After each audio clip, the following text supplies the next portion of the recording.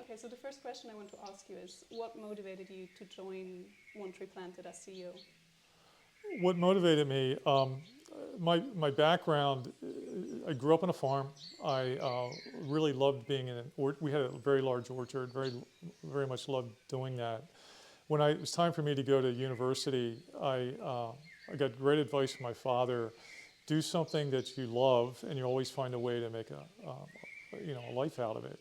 So I majored in horticulture and arboriculture, and started my career there, and had a great career. I was a tree climber, an arborist, ISA, International Society of Arboriculture certified arborist, and did that for quite a long time. But then you can't do that forever as you get older.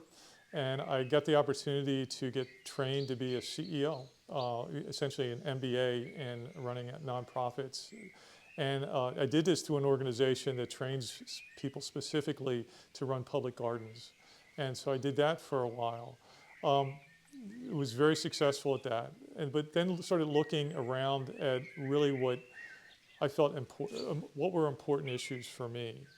And among those were the environment and looking at climate issues.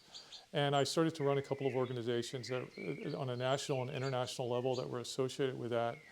And in my last opportunity, I was running an organization addressing wildlife issues on a global basis. And One Tree Planet was looking for a new CEO. And I got contacted, and it just seemed to be the right fit in that I started my career growing up as a young child, loving being in an orchard, loving being around trees. Got the advice from my father about finding something I really enjoyed and majoring in that so I would graduate. And that led one thing to another, and this just seemed to be the right, maybe final stage of contribution I can make in my working life. And so that's what drew me to it. What do forests mean to you personally? How do they make you feel? Forests are like coming home.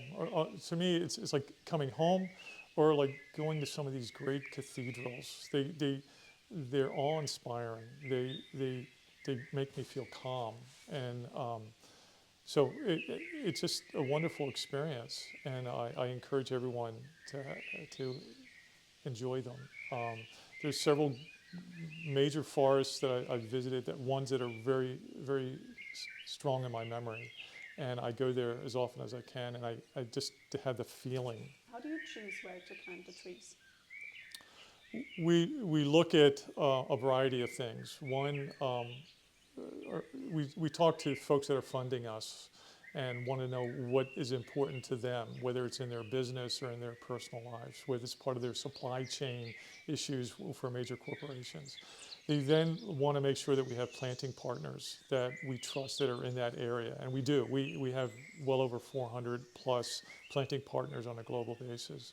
We want to make sure that the community is going to support it. So we make sure that we are talking with the community leaders and having educational opportunities with the community. Because if they're not going to support it, what we do is not going to be sustainable or resilient.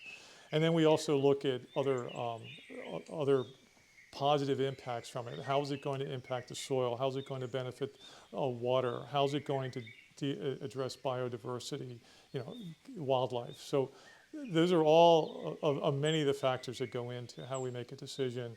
And we're right now looking at what are the key landscapes on the globe where we can have the greatest impact. So we put all that together, and we typically can find, there's plenty of sites that meet those areas. But the fun part is actually meeting with the community and getting the community buy-in and actually learning from the community. There's a lot of knowledge that these local individuals have that they'd share with us to help us do what we're doing.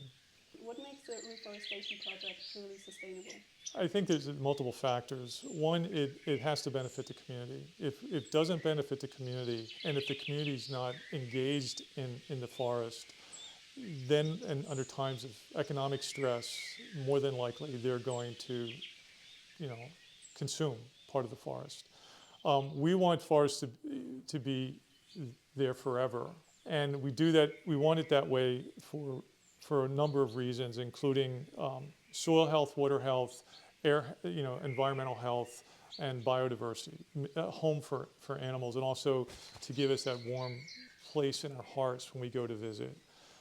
That's only going to happen if the local community is going to support it. And that's really, in my opinion, the key to making them sustainable. What are the biggest challenges you currently face? Political issues, primarily, in various sections of the world, and whether or not there's the political will to do the work that we're doing and to sustain the work that we're doing. I think that's really the biggest challenge. I find in my work and my ability to go around and talk to organizations like yours and like others, that they are all personally committed. It's the politics that sometimes gets in the way, and then also bad policy that comes out of some of the politics. I think those are the biggest issues that we're dealing with. What misconception about reforestation would you like to clear up? Some of us believe that reforestation is the key answer to addressing carbon and carbon buildup in our atmosphere. It's one of many. We as humans have to change our behavior in a much deeper way. Planting trees does not mean, which is important, but that does not mean we don't have to change some of the other things that we're doing that are kind of contributing to it. So I think that might be the biggest misconception. If you give us $1, we'll plant a tree, and all of a sudden the forest is going to be there 30 years from now. There's a lot of other things we have to do. You have been working with mussten for a long time, but I wanted to know, what can companies do better to help you do your job? I think what would help us, and I think everybody uses the word of scale. We want to scale what we're doing. That's a nice way of saying we want to plant more trees. Actually, what I want to do is restore more forests, more hectares, and in the process, do what is necessary to sequester more carbon. That's what I want to do.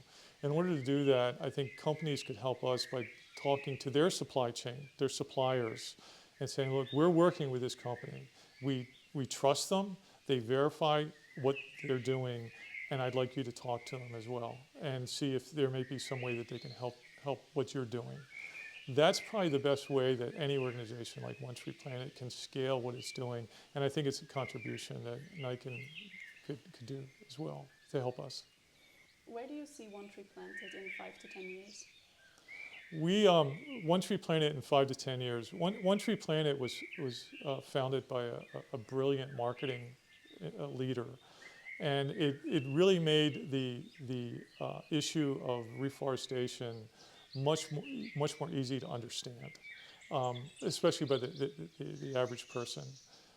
I believe that we are going to continue to be the marketing leader, the communication leader in this field, and there's going to be new innovation that is coming out all the time that we're going to initiate, that is going to make our ability to plant and restore more forests and more hectares